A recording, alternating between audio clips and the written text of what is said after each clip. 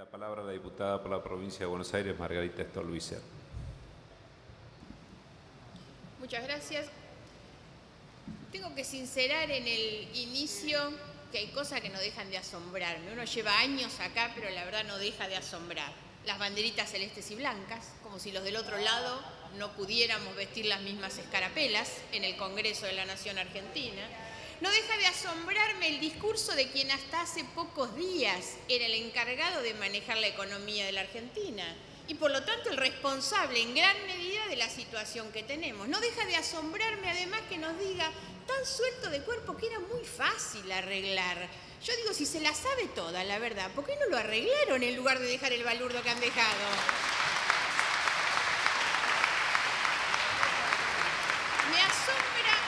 Me asombra a mí, y no sé todavía cómo no se ponen colorados cuando hablan de los jubilados, la verdad. Se han pasado todos estos años apelando las sentencias para no cumplir y para que los jubilados no cobren. Eso es lo que han hecho durante todos estos años y ahora nos vienen a hablar de los jubilados. Ojalá se hubieran acordado, ojalá no hubieran vetado las leyes que salieron votadas por este Congreso en su momento. La Argentina se enfrenta en esta historia reciente a un problema recurrente, que es la falta de dólares. Nuestra economía tiene dos problemas centrales que son los que nos impiden obviamente encarar un camino de crecimiento y desarrollo, y es una estructura productiva que atrasa, porque es una estructura cuyo crecimiento genera inmediatamente la necesidad de importaciones.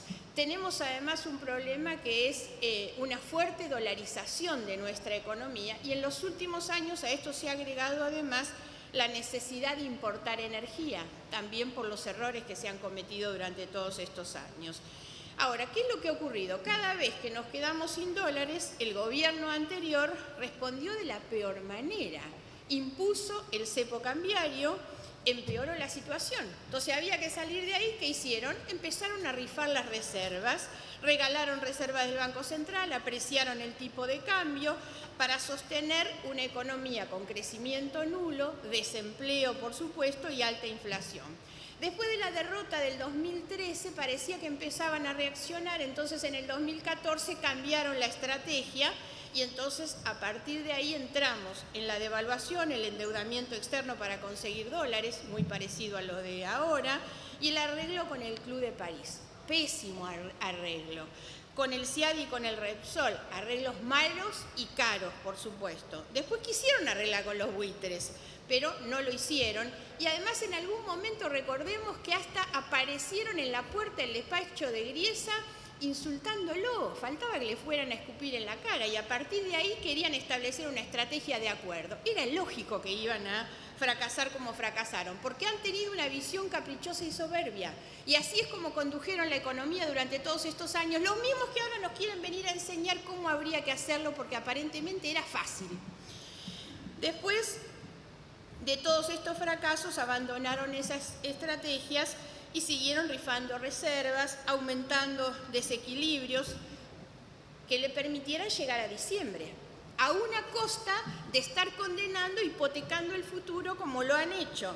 Los indicadores que deja la última década, no voy a hacer un gran relato de esto, pero obviamente un sector energético diezmado y la gente sigue teniendo que hacer manifestaciones en la calle porque tienen cortes de luz en el siglo XXI. Yo digo, en un país donde la gente no tiene el acceso al agua y a la luz, sinceramente, si no empezamos reconociendo el fracaso de lo que hemos sido todos, tal vez en conjunto durante todos estos años, falta de dólares, por supuesto, aislamiento internacional, producto de la decisión de no resolver las cosas. 25 meses sin crecimiento industrial, 4 años sin crecimiento de la economía, una inflación estructural acumulativa, alta emisión, distorsión de los precios, sobre todo distorsión de los precios de la economía, incluso el tipo de cambio, 40% de los trabajadores informales y los formales con problemas de salario, entre otras cosas porque no arreglaron el impuesto a las ganancias, El contexto actual, entonces, es lo que hay que entender, donde nosotros venimos a discutir esta ley. Esto no está aislado de lo que nos pasa. Brasil en recesión, pocas posibilidades de mejora de los precios de nuestros productos, de los commodities. Lo cierto es que las exportaciones cayeron 17% en el último año, 31% si contamos desde el año 2011. Esto ocasionó entonces una fuerte caída de divisas durante todos estos años, más la herencia, deuda en dólares, en diversos sectores, importaciones reprimidas, bajo nivel de las reservas, incrementando los riesgos de la corrida y estimulando, como dije, la dolarización del ahorro. Entonces la economía necesita salir a conseguir dólares. ¿Cuál es la única forma de conseguir dólares? El endeudamiento. El arreglo con los hold-out es necesario para acceder al mercado de crédito. El arreglo no es bueno. El arreglo no es justo, claro que no lo es, y es caro encima. Pero por supuesto que la pregunta es, ¿hay alternativas? ¿Se puede hacer alguna cosa distinta? Y la respuesta es, lamentablemente, no. La pregunta que viene después entonces es, ¿por qué no hay alternativa? ¿Por qué hemos llegado a esta situación de encerrona donde el voto es el voto de la urgencia y no de la alegría, por supuesto? Entre otras cosas porque el gobierno anterior nos dejó sin reservas.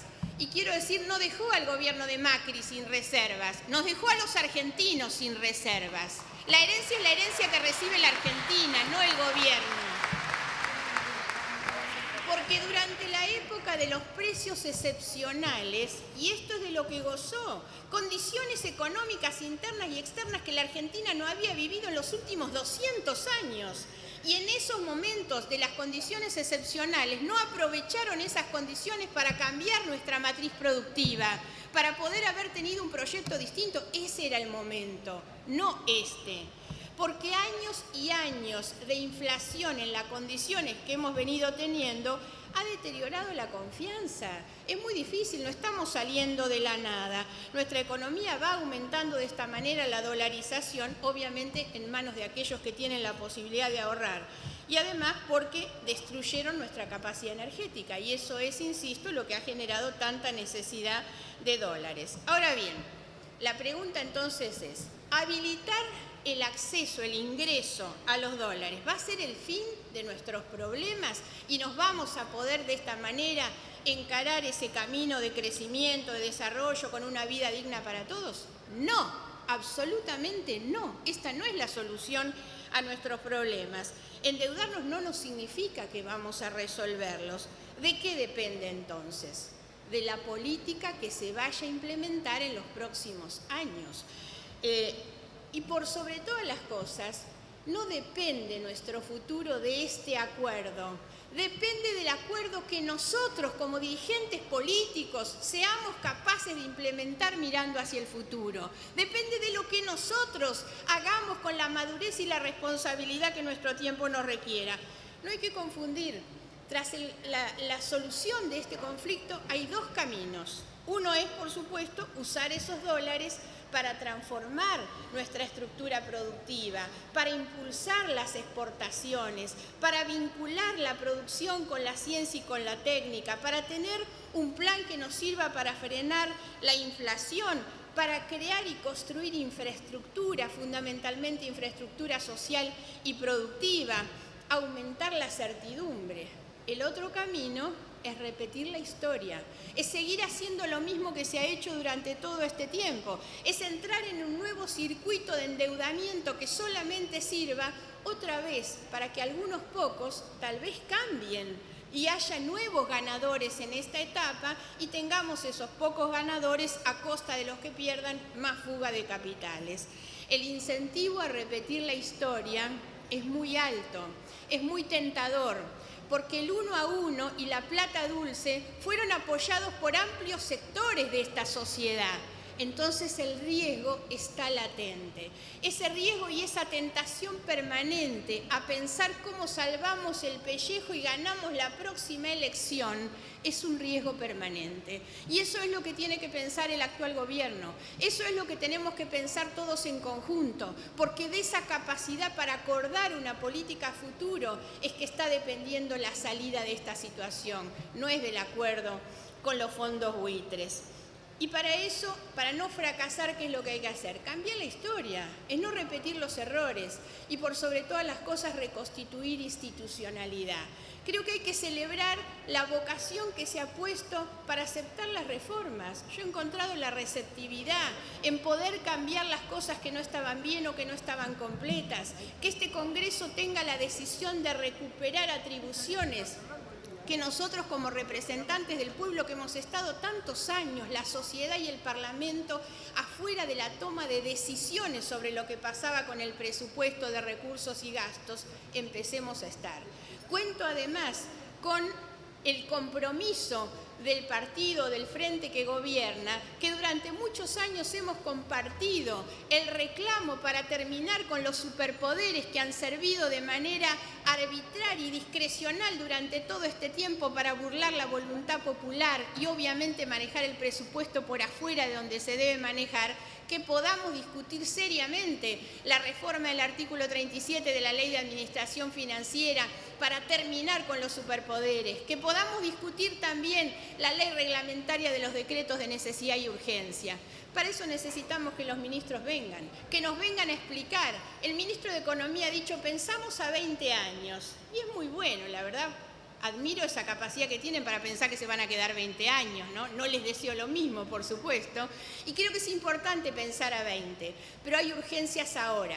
Es muy bueno porque sin pensamiento estratégico no se puede discutir el futuro, pero para poder llegar al mediano y al largo plazo hay que tomar medidas en el corto. Y la discusión central entonces, y este debe ser el debate, es si el esfuerzo vale la pena. ¿Quién paga los resultados? ¿A dónde van a ir los resultados del aumento de las tarifas y del esfuerzo que se está haciendo?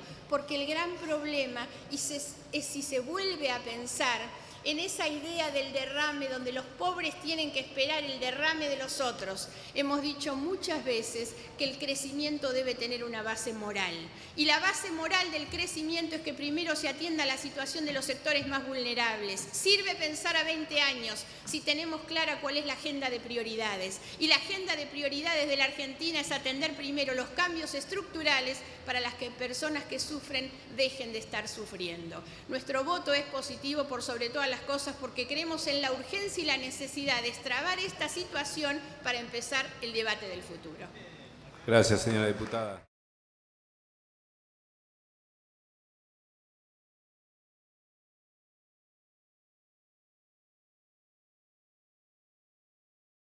Tiene la palabra la diputada por la provincia de Buenos Aires, Margarita Stolbizer.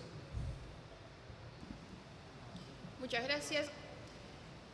Tengo que sincerar en el inicio que hay cosas que no dejan de asombrarme. Uno lleva años acá, pero la verdad no deja de asombrar. Las banderitas celestes y blancas, como si los del otro lado no pudiéramos vestir las mismas escarapelas en el Congreso de la Nación Argentina. No deja de asombrarme el discurso de quien hasta hace pocos días era el encargado de manejar la economía de la Argentina y por lo tanto el responsable en gran medida de la situación que tenemos. No deja de asombrarme además que nos diga tan suelto de cuerpo que era muy fácil arreglar. Yo digo, si se la sabe toda, la verdad, ¿por qué no lo arreglaron en lugar de dejar el balurdo que han dejado?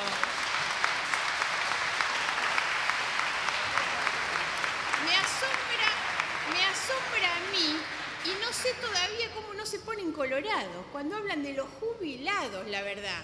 Se han pasado todos estos años apelando las sentencias para no cumplir y para que los jubilados no cobren. Eso es lo que han hecho durante todos estos años y ahora nos vienen a hablar de los jubilados. Ojalá se hubieran acordado, ojalá no hubieran vetado las leyes que salieron votadas por este Congreso en su momento.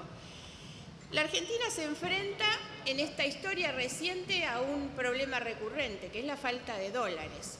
Nuestra economía tiene dos problemas centrales que son los que nos impiden obviamente encarar un camino de crecimiento y desarrollo y es una estructura productiva que atrasa porque es una estructura cuyo crecimiento genera inmediatamente la necesidad de importaciones.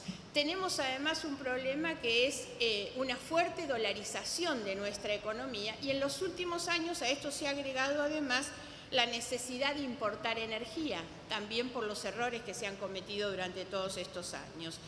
Ahora, ¿qué es lo que ha ocurrido? Cada vez que nos quedamos sin dólares, el gobierno es repetir la historia, es seguir haciendo lo mismo que se ha hecho durante todo este tiempo, es entrar en un nuevo circuito de endeudamiento que solamente sirva otra vez para que algunos pocos tal vez cambien y haya nuevos ganadores en esta etapa y tengamos esos pocos ganadores a costa de los que pierdan más fuga de capitales. El incentivo a repetir la historia es muy alto, es muy tentador, porque el 1 a 1 y la plata dulce fueron apoyados por amplios sectores de esta sociedad.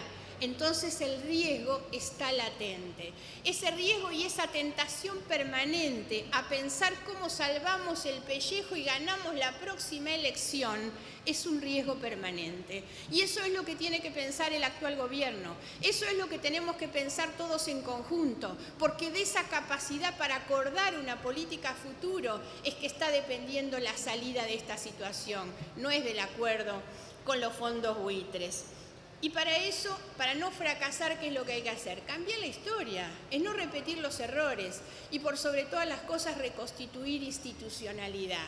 Creo que hay que celebrar la vocación que se ha puesto para aceptar las reformas. Yo he encontrado la receptividad en poder cambiar las cosas que no estaban bien o que no estaban completas, que este Congreso tenga la decisión de recuperar atribuciones que nosotros como representantes del pueblo que hemos estado tantos años, la sociedad y el Parlamento, afuera de la toma de decisiones sobre lo que pasaba con el presupuesto de recursos y gastos, empecemos a estar.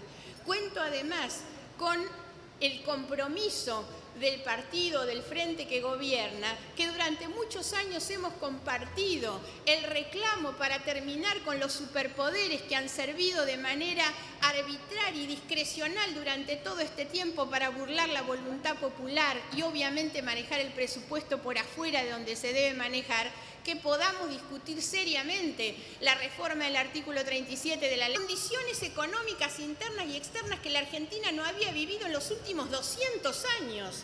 Y en esos momentos de las condiciones excepcionales no aprovecharon esas condiciones para cambiar nuestra matriz productiva, para poder haber tenido un proyecto distinto. Ese era el momento, no este. Porque años y años de inflación en las condiciones que hemos venido teniendo ha deteriorado la confianza. Es muy difícil, no estamos saliendo de la nada. Nuestra economía va aumentando de esta manera, la dolarización, obviamente en manos de aquellos que tienen la posibilidad de ahorrar. Y además porque destruyeron nuestra capacidad energética. Y eso es, insisto, lo que ha generado tanta necesidad de dólares. Ahora bien, la pregunta entonces es, ¿habilitar el acceso, el ingreso a los dólares va a ser el fin de nuestros problemas y nos vamos a poder de esta manera encarar ese camino de crecimiento, de desarrollo con una vida digna para todos? No, absolutamente no. Esta no es la solución a nuestros problemas. Endeudarnos no nos significa que vamos a resolverlos. ¿De qué depende entonces? De la política que se vaya a implementar en los próximos años. Y por sobre todas las cosas, no depende nuestro futuro de este acuerdo. Depende del acuerdo que nosotros, como dirigentes políticos, seamos capaces de implementar mirando hacia el futuro. Depende de lo que nosotros hagamos con la madurez y la responsabilidad que nuestro tiempo nos requiera. No hay que confundir. Tras la solución de este conflicto hay dos caminos. Uno es, por supuesto, usar esos dólares para transformar nuestra estructura productiva, para impulsar las exportaciones, para vincular la producción con la ciencia y con la técnica, para tener un plan que nos sirva para frenar la inflación, para crear y construir infraestructura, fundamentalmente infraestructura social y productiva, aumentar la certidumbre.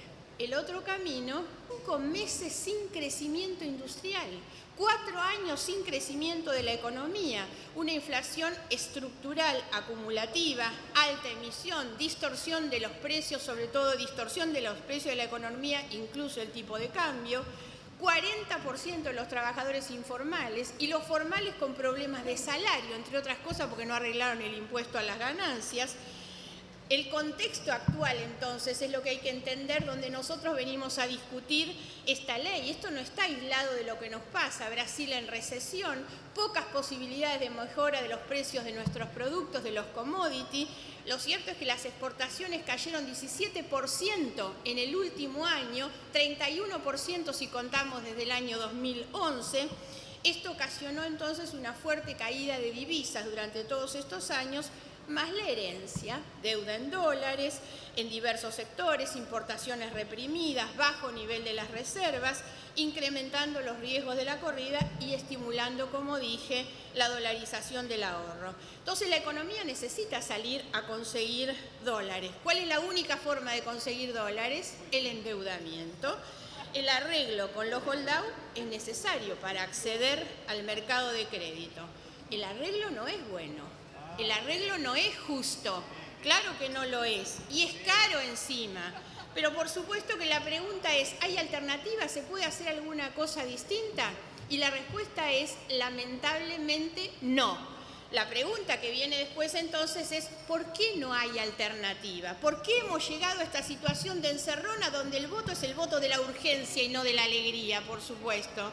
Entre otras cosas porque el gobierno anterior nos dejó sin reservas. Y quiero decir, no dejó al gobierno de Macri sin reservas, nos dejó a los argentinos sin reservas. La herencia es la herencia que recibe la Argentina, no el gobierno. Porque durante la época de los precios excepcionales, y esto es de lo que gozó, con anterior respondió de la peor manera. Impuso el cepo cambiario, empeoró la situación. Entonces había que salir de ahí. ¿Qué hicieron? Empezaron a rifar las reservas, regalaron reservas del Banco Central, apreciaron el tipo de cambio para sostener una economía con crecimiento nulo, desempleo por supuesto y alta inflación. Después de la derrota del 2013 parecía que empezaban a reaccionar, entonces en el 2014 cambiaron la estrategia y entonces a partir de ahí entramos en la devaluación, el endeudamiento externo para conseguir dólares, muy parecido a lo de ahora, y el arreglo con el Club de París. Pésimo arreglo. Con el CIAD y con el Repsol, arreglos malos y caros, por supuesto. Después quisieron arreglar con los buitres, pero no lo hicieron. Y además en algún momento recordemos que hasta aparecieron en la puerta del despacho de Griesa insultándolo, faltaba que le fueran a escupir en la cara y a partir de ahí querían establecer una estrategia de acuerdo. Era lógico que iban a fracasar como fracasaron, porque han tenido una visión caprichosa y soberbia y así es como condujeron la economía durante todos estos años, los mismos que ahora nos quieren venir a enseñar cómo habría que hacerlo porque aparentemente era fácil. Después de todos estos fracasos abandonaron esas estrategias y siguieron rifando reservas, aumentando desequilibrios que le permitieran llegar a diciembre, a una costa de estar condenando, hipotecando el futuro como lo han hecho. Los indicadores que deja la última década, no voy a hacer un gran relato de esto, pero obviamente un sector energético diezmado y la gente sigue teniendo que hacer manifestaciones en la calle porque tienen cortes de luz en el siglo XXI. Yo digo, en un país donde la gente no tiene el acceso al agua y a la luz, sinceramente, si no empezamos reconociendo el fracaso de lo que hemos sido todos, tal vez en conjunto durante todos estos años, falta de dólares, por supuesto, aislamiento internacional, producto de la decisión de no resolver las cosas. 25